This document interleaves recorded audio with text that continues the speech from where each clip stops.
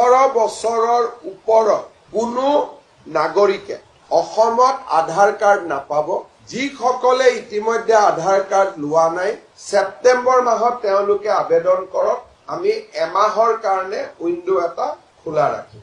দ্বিতীয়তে ST SC আৰু T গাৰ্ডেনৰ কাৰণে এই উইন্ডোটো এবছৰৰ কাৰণে খোলা থাকিব। সময়সীমা পাৰ হৈ যোৱাৰ পিছতো যদি ৰেয়াৰেষ্ট অফ দা ৰেয়াৰ কেছত কোনোবা মানুহে আবেদন কৰে এসডিসি বা সাৰ্কেল অফিসাৰে দিব নোৱাৰিব, অকল ডিসিয়ে দিব পাৰিব।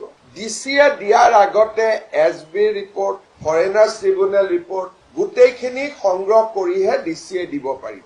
আৰু আমাৰ আধাৰ সেচুৰেশন ইজ 103%। তাৰ মানে এনেকুৱা মানুহ কোনো বাদ কৰি যোৱা নাই 18 বছৰৰ ওপৰত যোনে আধাৰ নোলোৱাকৈ আছে, এক্সেপ্ট এসটি এসসি আৰু টি গাৰ্ডেন। বাকি সকলোৱে আধাৰ লৈছে। চতুৰ্থতে যি ধৰণে আমি বাংলাদেশী নাগৰিকক আবদ্ধ কৰিছো 100% আমি যেহেতু কৰিব পাৰিছো বুলি ভবা নাই, গতিকে এই ক্ষেত্ৰত যিকোনো মানুহে নাগৰিকত্ব যাতে আধাৰৰ জৰিয়তে ল'ব নোৱাৰে, this decision will act as a big deterrent. অসমত আধাৰ সেচুৰেশন 102% মানুহে অলৰেডি লৈ লৈছে।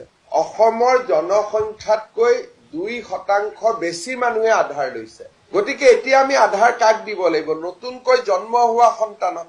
আৰু মেট্ৰিক পৰীক্ষালৈকে আজি যদি মই জন্ম হৈছো, মই হয়তো কিবা কাৰণত আজিয়ে লোৱা নাই, কালি লোৱা নাই, কিন্তু 18 বছৰলৈকেতো আধাৰখন নোলোৱাকৈ থকাৰ কোনো কথা হ'ব নোৱাৰে। গতিকে কোনোবা এডাল পপুলেশ্যনে যদি অসমত আধাৰ ল'ব যত্ন কৰে, তেওঁ স্পষ্টভাৱে নতুনকৈ অহা মানুহে হ'ব লাগিব।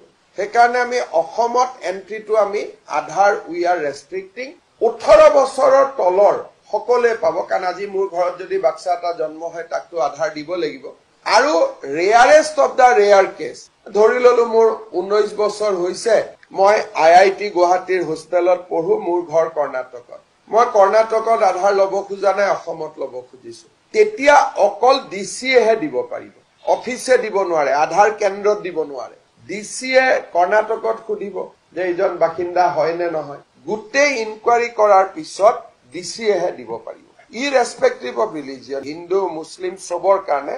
খালি এসটি এসসি আৰু টি গাৰ্ডেনত আধাৰ পেনেট্ৰেশ্যন ইজ 96%। তাৰমানে 4% মানুহে তাত আধাৰ ল'ব বাকী আছে। সেইকাৰণে এসটি এসসি এণ্ড টি গাৰ্ডেনৰ ক্ষেত্ৰত we are giving 1 year of exemption. আৰু ছেকেণ্ড, আমাৰো যদি কোনোবা মানুহে